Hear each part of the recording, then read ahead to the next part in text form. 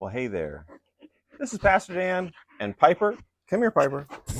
She loves getting in my videos. Most of the time I keep her out, but sometimes she's just fun to have a little fur here and there. She only sheds a little bit. We've tried to teach Piper some tricks, but she doesn't really do a whole lot of them. She can sit and roll over, and we never taught her to speak. We figure she barks enough. You know, having a good teacher makes a difference. Marsha is a good teacher. She loves her students. She provides discipline. She provides structure. She tries to help as much as she possibly can keep her kids safe. If you're safe, you're able to learn. If you're fearful, it's hard to learn new things. You know, when I went to college to be a high school guidance counselor, and I took psychology. And you know what I discovered? Although psychology is an interesting thing to study, the degree of having a psychology degree didn't necessarily help me in any way.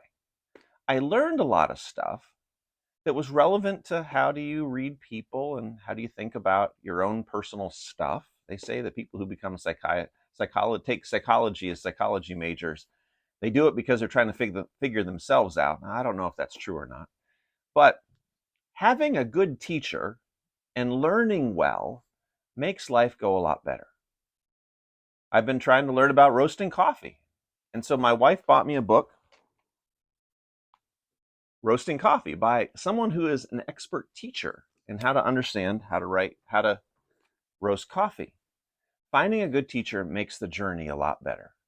Here in Isaiah 48, what we see is that God is reminding the children of Israel through the prophet Isaiah that he is a great teacher, that he is wise, and if they would just listen, they could really find a lot of what they're looking for. Starting in Isaiah 48:17, Isaiah writes, "This is what the Lord says, your Redeemer, the Holy One of Israel. I am the Lord your God who teaches you what is best for you, who directs you in the way you should go." One of the themes we see these days in our culture is no one should tell you what's best for you. You should decide for yourself. Decide for yourself how you want to manage your life and how you want to manage your world and how you want to buy stuff or what kind of relationships you want to be in. You should decide for yourself. Nobody should tell you anything. But if there's someone who knows something that's best for you, not only should they tell you, but we should listen. And being teachable is part of our challenge these days. Now, here in verse 18, what we see is the if only. You know, the if only clause. You've given people advice and had them come back to you and say, if only I had listened to you.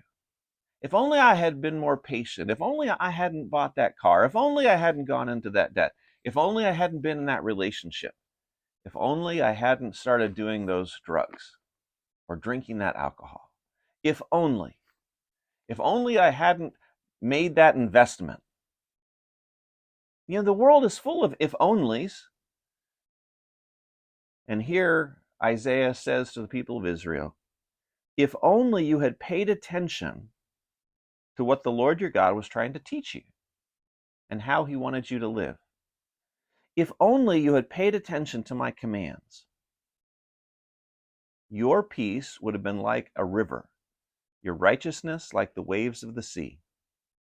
Your descendants would have been like the sand, the children like its numberless grains.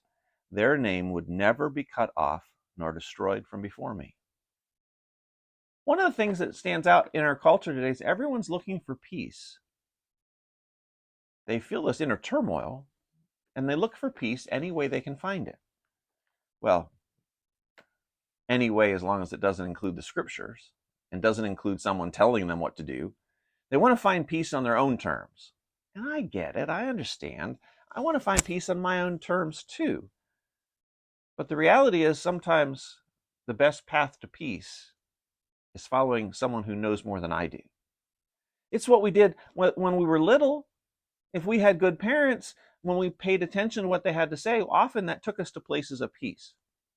And God says the same thing. Well, Sunday we're going to be diving into Isaiah 48. We're going to look at how God corrected the children of Israel, how he was patient with them, how he offered them this path, and he offers us the same. I hope you'll read it. That was verse 17 and verse 18 and 19.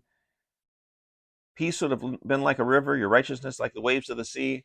Do the waves of the sea ever stop coming in on shore? No. Wouldn't it be nice to have peace that never stopped? Hey, that's part of my goal. So I'm Pastor Dan, First Lions Church. It's a pleasure to be with you just for this 5 minutes. May God bless you, and may he lead you into the peace that you're meant to have. God bless. First Lions Church is a great place to be.